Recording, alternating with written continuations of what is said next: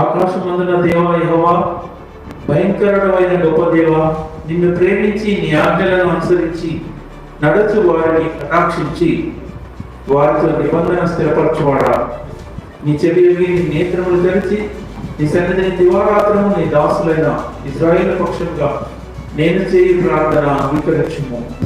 నీకు విరోధంగా పాపం చేసిన ఇశ్రాయేలు కుమారుల దోషమును నేను ఒప్పుకొనుచున్నాను. నేను నా తండ్రి ఇంటి వారు పాపం చేసి ఉన్నాను. నీ ఎదుట బహు అసహ్యంగా ప్రవర్తించి నీ సేవకుడైన మోషే చేత నిర్ణయించబడిన ఆజ్ఞలైన కట్టడలైన విధులైన మేము గైకనకపోతుంది అని ప్రార్థిస్తున్నాను. ఈ విధంగా తన యొక్క ఆవేదనను దేవుని యొక్క వ్యక్తం చేస్తున్నాడు. దేవునితో సంబంధం కలిగి ప్రార్థిస్తున్నాడు. ఇశ్రాయేలు అన్యజనులందరిలో నుండి ప్రత్యేకింపబడిన వారై నిలబడి తమ పాపములను తమ పితరుల పాపములను ఒప్పుకొనిది. జనులందరూ ఎలా ఉన్నారంట? నిలువబడి పాపాలని ఒప్పుకుంటున్నారు. వారు ఒక జాము సేపు తామున్న చోటనే నిలవబడి, జామ్ అంటే దాదాపుగా ఒక 3 గంటల సేపు నిలవబడి పాపాలను ఒప్పుకుంటున్నారు. దేవుడనే యెహోవాకు నమస్కారం చేయించు వచ్చింది. ఒక జాము సేపు పాపంలో ఒప్పుకుంటున్నారు. యెరూషలేము గోడలు పాడైపోయినాయని ఎంతో ఆవేదన చెంది మరి ప్రార్థిస్తున్నాం. రాజు అంటాడు, ఎందుకు చాలా నీరసంగా ఉన్నావు? ఎందుకు నీకేమి జబ్బు లేదు కదా, నీకు అనారోగ్యం లేదు కదా? యెరూషలేము గోడలు పాడైనందుకు నాకు ఆవేదనగా ఉందని రాజుతో చెప్పడం చూస్తున్నాం. నీవే అగ్నిచేయడమైన యెహోవా, నీవే ఆకాశమును మహాకాశములను వాటి సైన్యమును భూమిలో దాని ఉండేది అంతటినీ సముద్రంలో వాటిలో ఉంటున్న అంతటినీ సృజించి వాటన్నిటినీ కాపాడవాడు. ఆకాశ సైన్యం అంతా నీకే నమస్కారం చేయించుగా. దేవా యెహోవా, అతడు నమ్మకమైన మనస్సు గలవాడని ఎరిగి, నమ్మకత్వం చాలా ఇంపార్టెంట్. దేవునికి నమ్మకంగా మనం ఉండాలి. అతనితో నిబంధన చేసిన వాడు నీవే. నీవు నీతి మంత్రం బట్టి నీ మాట చొప్పున జరిగించింది. ఆయన నీతి మంత్రుడు అని అబ్రహాము విశ్వాసులకు తండ్రిగా ఎంచబడ్డాడు.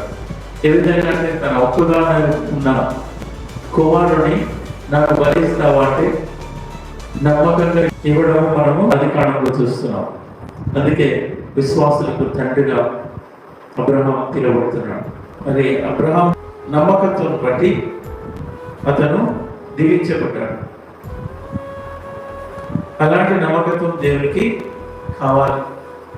నమ్మకస్తులు ఎవరైనా ఉన్నారా అని ఆకాశం నుండి ప్రభువు చూస్తున్నాడు. నమ్మకస్తులైన వారిని వెతుకుతున్నాడు. ఎవరూ కనిపించట్లేదని ఆయన బాధపడుతున్నాడు.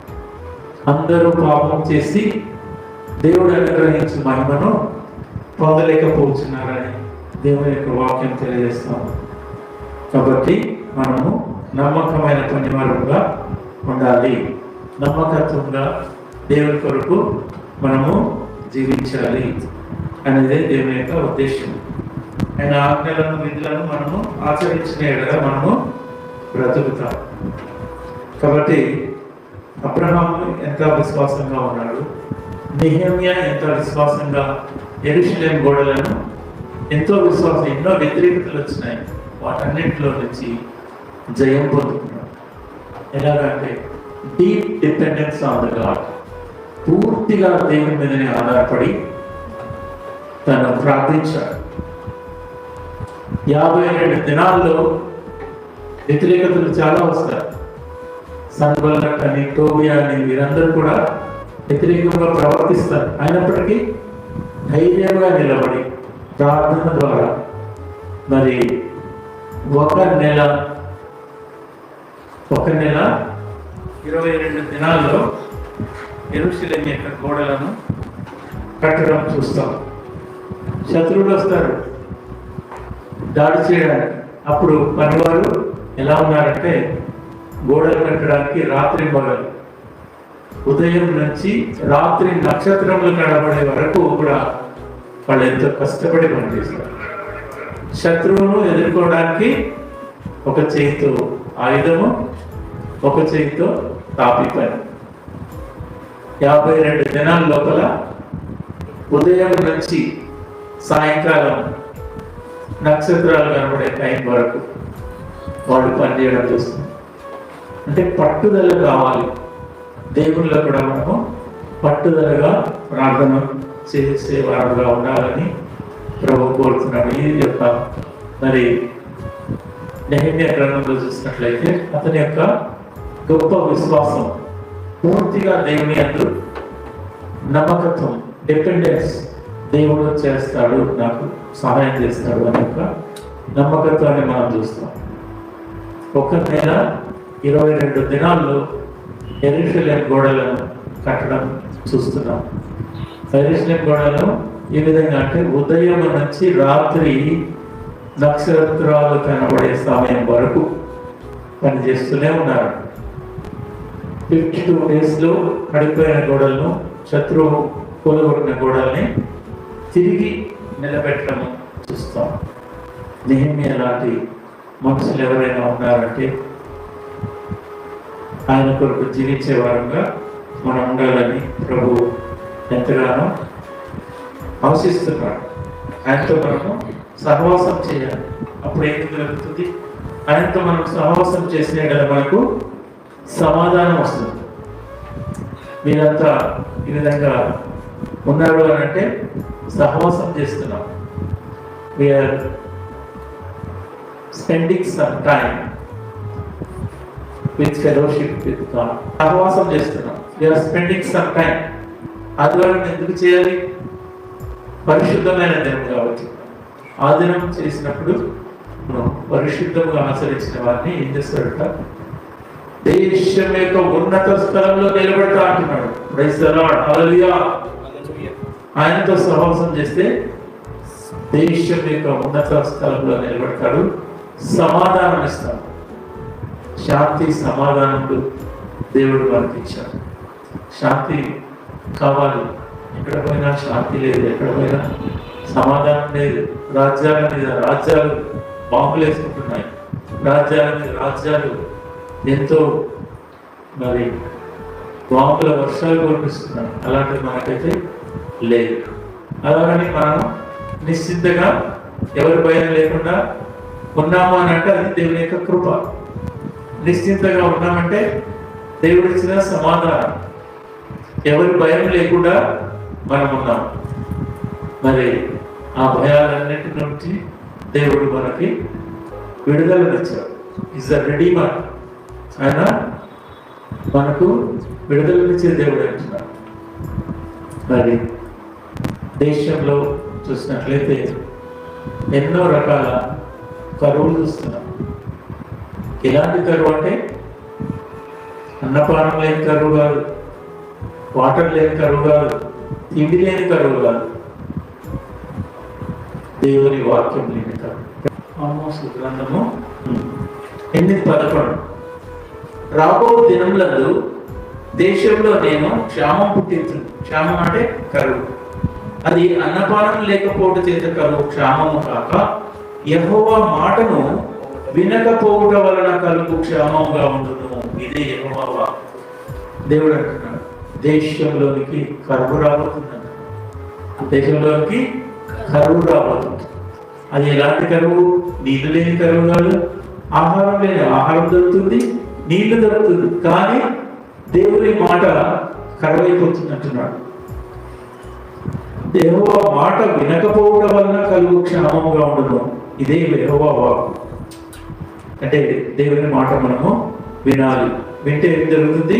మనకు సమాధానం వస్తుంది, శాంతి దొరుకుతుంది, నెమ్మది దొరుకుతుంది. కుటుంబంలో మరి సమాధానము, శాంతి.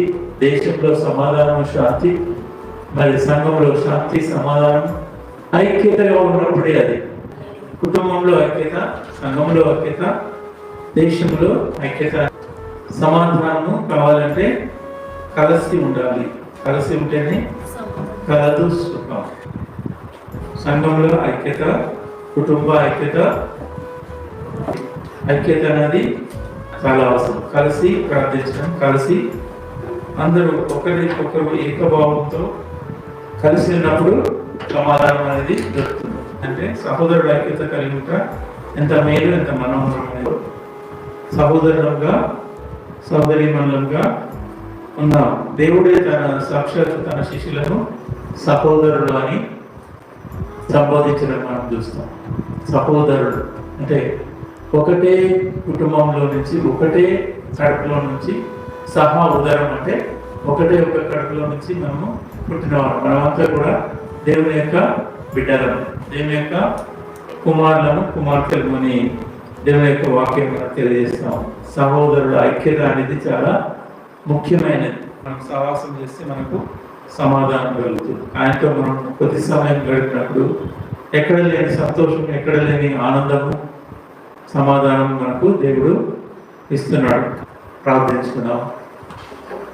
కృపాసత్య సంపూర్ణానికి స్తోత్రంలోనైనా మరి ఈరోజు చూసినట్లయితే నెహెమ్యా గురించి నేను మాట్లాడాలి. దేవా, నెహెమ్యా యెరూషలేము గోడలు కూలిపోయినప్పుడు అంటే నేను 52 దినాల్లో తిరిగి కట్టడం, తిరిగి పునరుద్ధరించడం చూస్తున్నాం. దానిలో ఉన్న పట్టుదలను, దేవుని పైన పూర్తిగా నమ్మకంగా ఆధారపడి ఉన్న విషయాలను మీరు జ్ఞాపకం చేస్తారు. దేవానికి స్తోత్రం ఉన్నాయన. మరి ఉదయం నుంచి సాయంకాలం నక్షత్రంలో అగుపించే వరకు వారు ఎంతో ప్రయాసంతో కష్టపడి ఒక చేతితో ఆయుధం పట్టుకొని, ఒక చేతితో శత్రువుని ఎదుర్కోవడానికి, మరొక చేతితో వారు పనిచేయడం చూస్తున్నాం. కాఫీ పట్టుకొని తండ్రి మీద వాళ్ళ పట్టుదలను బట్టి కృతజ్ఞత అసలు స్తుతులు చెల్లిస్తున్నాం. అలాంటి పట్టుదల నాకు మాకు ప్రియ సంఘంలో మీరు దయచేయమని ప్రార్థిస్తున్నాం.